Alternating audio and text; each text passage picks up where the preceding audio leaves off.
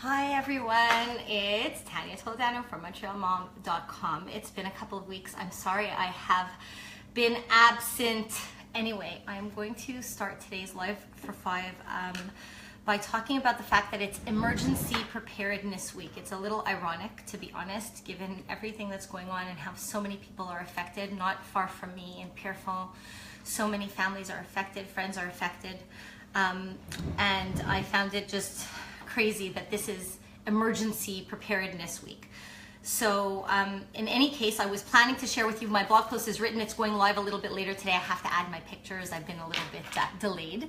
So what I wanted to tell you is I'm going to show you what I put together in my own Emergency Preparedness Kit. So I'm gonna actually flip the camera around. So you're gonna see this is what my kit looks like. And I have water written over here because we leave a flat of water in the garage at all times. So it's not going to fit into this kit with everything that's in here for a family of 6. So I'm gonna start, I'm actually gonna flip the see me, and then I'm gonna start to pull things out one by one from my emergency kit. I'm actually gonna show you, I'll be sharing this on the blog today. You'll be able to print it out. Duracell actually made this awesome emergency preparedness checklist, and I'm working with them to help promote Emergency Preparedness Week. So that people think to make an emergency preparedness kit. So this checklist is awesome. I've added my own things to the checklist, which you'll find on the blog. So to start, candles, always needed. So this is in an at-home, blackout situation emergency preparedness kit. I'm gonna call it an EP kit for now to make it easier. So this would be for an at-home kit or an away kit if you're leaving. Of course, you're going to need matches to go with those candles. A flashlight. I don't even see my flashlight in here. I will show you, we got these pop-up lanterns at Costco. We use them for camping, but ours died last year. These are amazing, especially for a family, because they can double as both a flashlight as well as a lantern where you stick it in whatever location you're in and it emits light all over. Make sure you have batteries for it. This one came with batteries. Speaking of batteries, you'll want backup batteries for all of your devices. So I've got backup batteries for my little flashlight, which is not seen here, for my large flashlight, and I have batteries for something else here as well. Something else you may not think about, we rely on GPS, we rely on our phones. In an event of a situation where we might need to evacuate, you will not be able to necessarily access your GPS or want to use that for that purpose. So maps, regional, local maps. So I've got Montreal here. I've got the Laurentians. That might sound crazy. We're not going up north in the event of an emergency, but maybe you are. Maybe family has a property. Highland, maybe that's where you're going. So map of Quebec, map of Ontario. That's where I stopped. You can go further. You can get map of Canada or the US, but I stopped there. Emergency blankets. I picked these up at Canadian Tire because I was actually wondering where I would pick them up. They were about $5. This one is a little more. This was a blanket for 2. That was about $8. And I got them for my whole family. They're all in here somewhere. So I've got a whole bunch. We're 6 people. So I actually got 6 individuals plus 1 double. A first aid kit is a must. Make sure that there's enough supplies in your first aid kit for your whole family or anyone who you may be caring for along with your family. Some family situations, you have someone who's living with you, maybe an exchange student or something. Remember to consider all members for whom you are responsible at that time.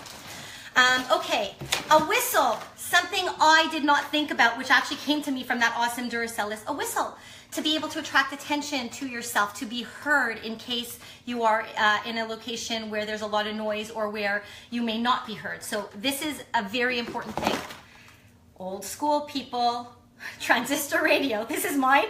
It looks like the Walkman of our time, that waterproof Walkman that was the be all and end all. Anyway, it works. Transistor radio, make sure it's equipped with batteries that work. Very important. I'm calling it a transistor radio. What I mean is a battery powered radio. You need that to keep informed. Radio keeps people informed in these situations. All right, let's get into medications. If you have prescription medication, make sure you have your prescription medication in a bag. I keep everything in Ziplocs because in the event that there's water in a situation, keep things dry. So you want to have your prescription medications, but also medications that maybe you use. So like if you have someone in your family who tends to get car sick, if you may have to evacuate, maybe need to be in the car for a long time, make sure you have Gravol. Someone who gets upset stomach times. You don't want to take the whole kitchen sink, but the stuff you use on a regular basis, I highly recommend. I definitely always recommend when you travel anywhere, never mind an emergency situation, children's or even adult Benadryl or type of situation in case anyone has an allergic reaction. And if you're taking medications, either have one of those little, cups that can measure your medication, or just keep this in your emergency preparedness kit, a set of measuring spoons, get them at Dollarama, whatever. So, and then of course, just regular medications like whatever you take for headaches and those type of things, fever. A can opener, because you're gonna need to open all of that food. We're gonna go a little longer than 5 minutes here, guys. I hope that's okay with you. I think this is a really important topic.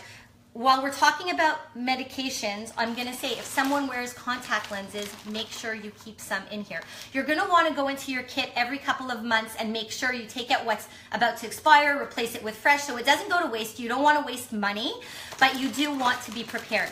I had actually discussed the idea, I just declined it. I hope I didn't lose you. So I had discussed the idea of maybe keeping a checklist in here, and if there's an emergency, just run around the house gathering everything on the checklist. Bad idea, because in certain situations, the example that was given to me was if, there's a knock on the door and it's the fire department saying there's been a chemical spill in your area, you need to go now. You need to go now. So this box should be somewhere very accessible, maybe in your garage, not really conducive to the vestibule. You can have a little mini, like a power out kit with candles, flashlight, and batteries just for a power out. That can stay in your vestibule, but this is pretty big. You might want to keep it in your garage. So duct tape is another thing that is very important in emergency. Here we go. Our flashlight. I also recommend the little headlamps. I have a bunch of them there with the camping equipment. I'm going to move a couple of them into here. If you know what I'm talking about, I think those are awesome because it can keep your hands free to hold on to kids. You can still have light on your head. Make sure you have backup batteries for those. I have backup batteries for everything. So everything that's in here. Another thing I hadn't thought about, dust masks. So I have enough dust masks here for my family. These are 2 in a pack. Got them at the dollar store. You can get them at the hardware store. You can get them at anywhere where they sell hardware stuff or stuff for doing work around the house even. Dust masks, very important to have in your EP kit. Okay, we talked about a multi-tool. So you think about scissors, knives, whatever. A multi-tool will have you covered. I haven't even opened this one yet. I literally went to buy it because I said, that's it. I'm making my EP kit. It's emergency preparedness week. I am doing this now. So a multi-tool will have a whole bunch of different tools in it. You can choose the one you feel you like the best. I took a very basic one, but there are ones that have 20 tools, 15 tools. There are sets. You choose what you like. Now, food. It is recommended to have food that's enough food for 72 hours, and it is said that if people can sustain themselves for 72 hours, it just makes everything easier for rescue crews to get to them and all that. So the kind of foods that I put in my kit are beans. I think protein. So I put in things like beans, canned tuna. We're a family of 6, so there's quite a bit in here. I'm not going to take it all out to show you. I also put in chickpeas. My family loves chickpeas, so it's kind of like pseudo protein there. And peanut butter, as long as no one's allergic. Someone's allergic, you may want to put in your wow butter, your soy nut butter. This is a great food to sustain you in an emergency situation. You're not eating for pleasure, you're eating for sustenance. And even though this is kind of perishable like peanut butter, you'll want to change it from time to time. Applesauce, I figured get a little fruit in there. It can stay not refrigerated. This is a good thing to have in your kit. And of course, we mentioned before the can opener. It's around here somewhere. I showed it to you. Can opener, very important. I also included here wipes. So wipes are great for hygiene, for keeping yourself clean. You can use these wipes. You can get the individually wrapped ones. It's as you wish. I chose to have these. Oh, for food, I also put in Melba toast because I figured something to put the peanut butter on or tuna or whatever. And it's also a bit of carb, which definitely needed. So Melba toast is dry, lasts forever, and it'll do the trick. So I have a whole bunch of Melba toast in here as well. Something that I added onto my checklist was a whole bunch of Ziploc bags, the thicker grade ones, and I have larger ones and the medium size because I think also if you're in a situation with water, you need to keep things dry, your phone, whatever it is. It's a really good thing to have. And I also added for winter situations, does anyone know these little hotties? Does anyone know these things? And they're different brands that make them, but they're hand warmers and feet warmers. You might use them if you go skiing. keep a bunch in here so that if you're 72 hours without power or heat in the winter, they could help to keep you warm a little bit. Now that advice didn't come to me from the experts. That was just something that I kind of instinctively felt would be a good idea. As was this. I think Sharpies should go everywhere. And I put in a couple of Sharpies and a couple of pens in a situation where there might be a power out and we don't have as much access to electronics. Communication by writing might be key. Leaving messages behind might be key. There's something I wanted to talk about cell phones. So since we are so reliant on our cell phones, I think it's really good to keep in your kit a battery backup. This is one, I got this from TELUS. It's an awesome one. It's a Mophie Power Pack. But you can get them, you know, pretty much anywhere. They come in all different price ranges. I recommend having a couple that you keep fully charged in here. You're gonna have to go in at least, I'm gonna guess, once a month to charge them. It's important to do. Of course, for your car, you're gonna also want the charging cables. So I've got a bag full of cables here that I put somewhere. I lost everything. This is not even enough for a family of 6 with a whole bunch of devices, but have a lot of cables. Make sure, I like to have these for the car, and I found something today. I can't vouch for it because I only found it today, and I'm going to try this out. I found this for the car with 4 USBs. I think that's awesome for traveling, but for sure, if you're in an emergency situation where you've been evacuated, it's a good way to charge through your car. So this is all the stuff that I have in my emergency preparedness kit for basically the grab and go. If you have a pet, you know the needs of your pet, keep a separate kit for your pet. It's important if you have multiple pets, keep a kit for all of your pets, but keep in mind how many pets you have. Just like I'm gonna remind everyone, you know, when you see on the checklist, emergency blanket, that's not one, it's one per person in your family. Now there are a lot of other things you need to think about, and I'm gonna discuss them on the blog, you know, but building your kit is one thing that's important, making a plan with your family. Where do you go? Where do you meet up if you're separated? Where is a common phone number? Who can you call? Who is the point person? All of these things you need to do, and you can also make a list of what these directions are and keep a couple for family members if they come home and realize there's an emergency situation. Somehow they've been out of touch, you know, kids' cell phone batteries die, it happens, believe me, and they show up and they realize there's a situation. Leave an envelope or something in your garage or in your vestibule, really accessible, with a reminder of what the plan is, that each family member can grab theirs and get on their way.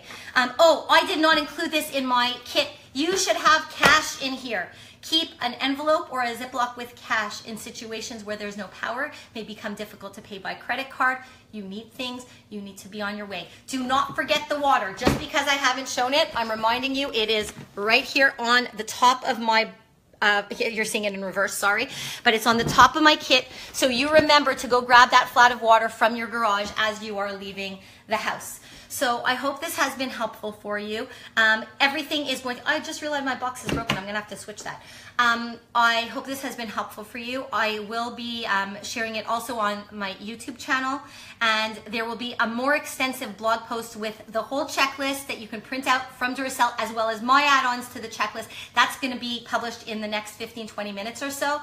And thank you for joining. If you have any questions or suggestions that you would like to add, please email me at info@montrealmom.com, or you can even leave a comment on the blog post, and that way all of the other readers can see your suggestions. Thanks so much for joining me. I'll be live for 5 again next Tuesday at 10 a.m. Thanks everybody. Have a great day.